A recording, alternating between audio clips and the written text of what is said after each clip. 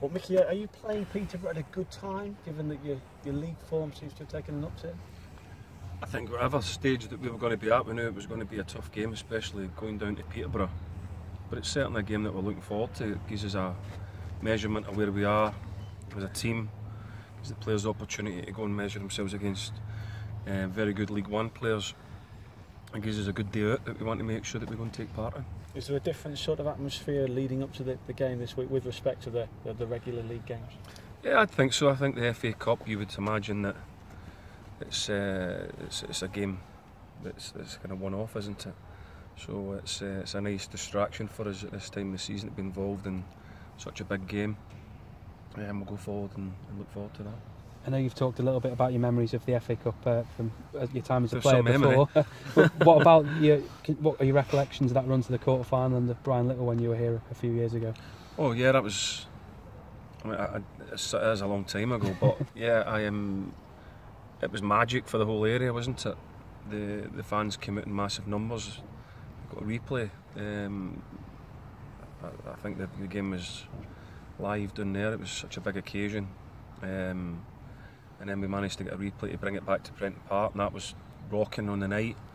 But unfortunately, we just weren't able to do enough on the night to just take it in the extra time. But I think we hit the post and late on. That's something I always remember. I think it was Eugene Daddy. I think hit the post late on. And I thought, if we take this to extra time, he'll have a right chance. But it just wasn't to be. And you got that absolute screamer against Luton earlier on in the competition as well, if you remember. It was the best FA Cup goal Tranmere's ever scored.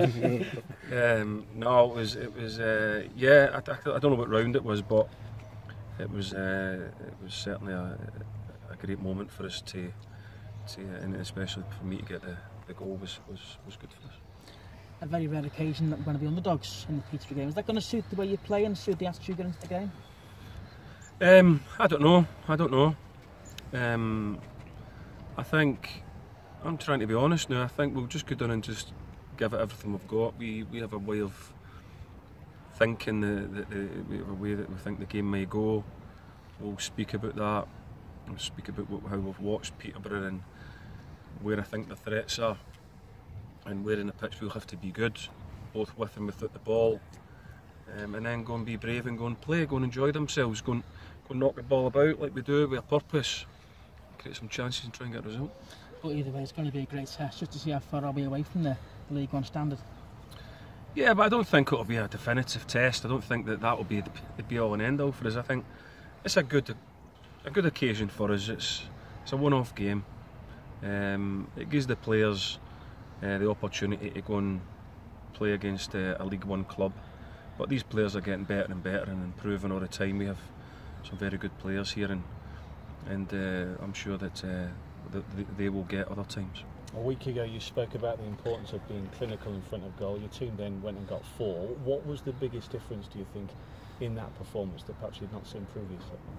I think you just answered it there. I think we took the chances where we have been creating a lot of chances, and I didn't want it to sound like we were making excuses for not getting results. I wanted to remain as facts that we were missing opportunities, that the quality of the players that were getting them, we believed should be taking them. We weren't taking enough of them, and we weren't, certainly the percentages of the opportunities we're getting, we weren't taking enough of them. But a lot of the other stuff was good, the build-up play, the counter-attacking, the set plays, the delivery, the defensive plays. You can see by how well we've done defensively. It was all good, but it was just about putting the ball in the back of the net, and we were thankful that on that occasion on Saturday we were able to do that. But we've got to keep doing that. Sorry, and you can do all the coaching, can't you? You can give all the encouragement you want, but players actually doing it. What do you hope that will do for confidence now?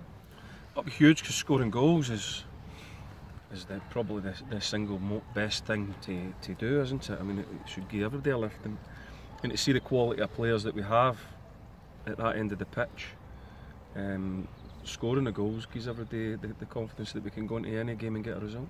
I'm sure you've got plenty of belief anyway, but the way Sutton and Lincoln performed in the Cup last year, does that make non-league teams think, oh, we can do it as well? Yeah, I think so. I think that we know that the teams in the National League, there is some very strong sides, and we're all full time, so the sort of gaps in a one-off wouldn't be massive. It's the consistency over a period of time between the players at these levels and the League One levels that usually you find there is a bit of a difference. But it's a one-off game. Our players will be right fired up for it. They really look forward to it, and we know that we'll go down there and on the day get a good account of ourselves and hopefully get a result. How are you looking squad-wise? James Noel going to be okay despite his head injury? Yeah, he's got a Rabsy Nisbet headband on, so he's okay. And pretty much everybody's training apart from the injured lads, and Jay Harris is suspended, so we're pretty much up to speed. How important are the financial benefits of the FA Cup to Tranmere Rovers? I think you'd have to ask the chairman, but I'm sure that any game that brings more people through the gates with a bit of prize money is huge to us. It's massive. Obviously, if you can get to a stage where the interest grows, and then it gets local people coming to watch us playing and shows them what we're all about, then that's got to be positive. Micky, I was down in Stoke the other week and picked up a newspaper in Stoke, and I seen that we were linked with a player called Tom Anderson. You may call again. Do you know what it's about? No, we're not, no. But do you know what? I've known Tom since he was 13. I coached Tom at Burnley when I was first going through my coaching thing, so yeah, I do know Tom. But no, we know all about Tom. We think Tom's a good player, but again, you keep hitting the post. No, no, we won't be doing anything at the minute with anybody. We're pretty happy with the group that we have, although we keep trying to improve it. But no, as of the minute, no, we wouldn't be pursuing that one.